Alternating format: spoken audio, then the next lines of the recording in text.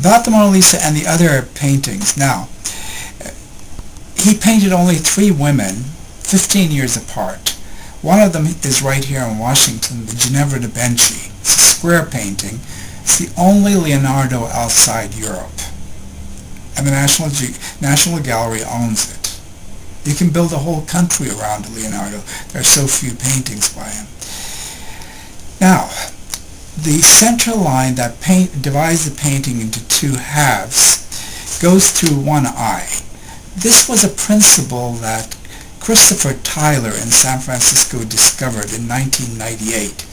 He was working with patients whose right and left hemispheres had been surgically separated, something that's sometimes done for epileptic patients sometimes. He said he took his art books and drew a vertical line right down the center to have the patients look at the 2 different sides of the picture separately. And to his astonishment, he found that the line went through an eye.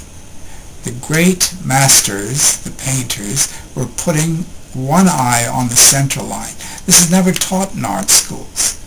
And even in the Renaissance, I can't imagine teaching it. It's intuitively discovered, intuitively infused in their works of art. In this one drawing I have, here you see the lady with an ermine, the second of 3 portraits by Leonardo. The line goes right through the center, right through one eye. Then there is a Rembrandt self-portrait. That's in the National Gallery. And the third one is Van Gogh, right through the eye. And Picasso painted his fabulous portraits, the Dora Maar, for example, series. Dora Maar was a woman, the woman he lived with, his mistress for a number of years. He painted her in an attractive way, and then when he broke up with her, he made her a Shrek. The line goes right through the eye. The master doing a portrait. If Picasso had known that principle, he probably would have put the eye in the lower left corner. He wouldn't have put it on the vertical center line. Among all the sciences that Leonardo dealt in, it was his anatomical drawings perhaps that were the most dramatic. Now let me show you 2 here. Maybe I should show you 3. The level of anatomical studies that existed at the time of Leonardo. That's by someone else. It's from Thomas Kentem's book in Germany. This is Leonardo's study called The Great Lady, based on his anatomical studies. And then I marked this book up with these stickers. His studies of the heart over here. He claimed he did 30 anatomical postmortems. It's not quite clear that he really did that many, but in the case of the heart, he put so much detail into it. He even wrote, how can you ever describe the heart in less than a few books? Well, his description of the mitral valve is what Surgeon Wells uses at Cambridge University in doing mitral valve surgery repairs. But my son, who is a radiologist, gave me this picture of the heart. It was a CAT scan. He gave it to me in movie form so I could rotate it and capture the angle I thought was closest to Leonardo's study. His studies of the vital organs over here. Now, what this reveals, aside from the incredible detail, is one, that he's writing backwards. All his notes are from right to left. You see, he was left-handed, and he was never educated by a first-grade teacher who forced the kids to write with their right hands. There's a negative slope in the left-hander's sketching. My tie is a European tie and has a positive slope. This would be the right-hander's stroke. American ties are negative slopes. The left-handers, it would be like this. I turn it 90 degrees. That becomes a negative slope. That's the way American ties have stripes. This might indicate Leonardo was an American. In any event, these are the great details, the anatomical sketches. But this old man, he wrote about visiting a hospital and meeting an old man and asking him how old he is. And the man says, very old. Leonardo says, well, can you give me some numbers? What's very old? The man says, I don't know, but my grandson is 58. Leonardo estimates the man is well over 100, and with a smile the man suddenly dies.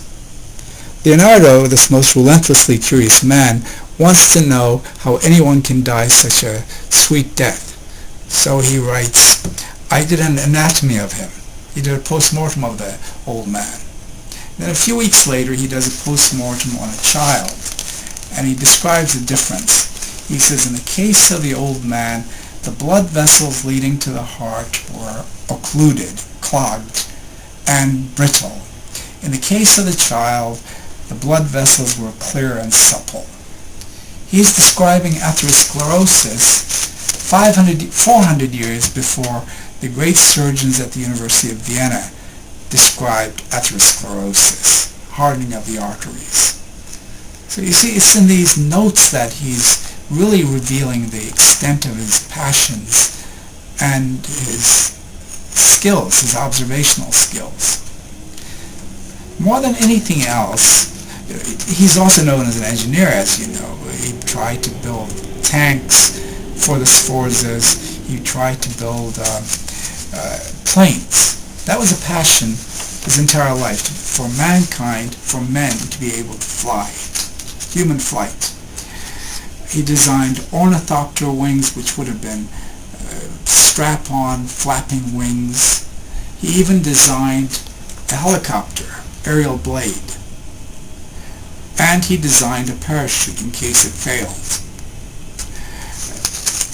This is where he's inventing the future.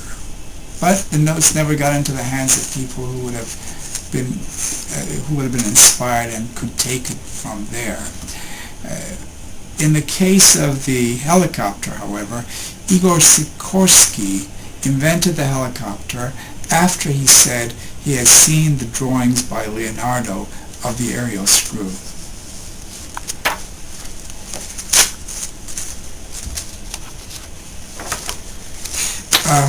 These are some of his physics studies.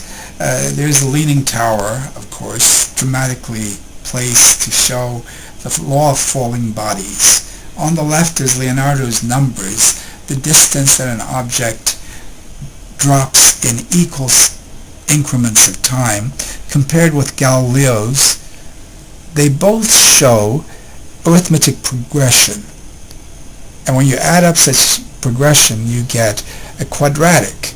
This would mean that these are constant acceleration. This is the law of free fall. Over here you see the trajectory. Now, in the 17th century, 100 years after Leonardo, in the time of Galileo, they were still teaching projectile motion as in Aristotelian terms. The projectile would go up in a straight line, it would turn over, and then plummet straight down. Galileo showed that the trajectories were in fact parabolic around 1609. This is Leonardo, 110 years earlier, showing the parabolic trajectories. It's uncanny. I mean, he's looking hundreds of years ahead.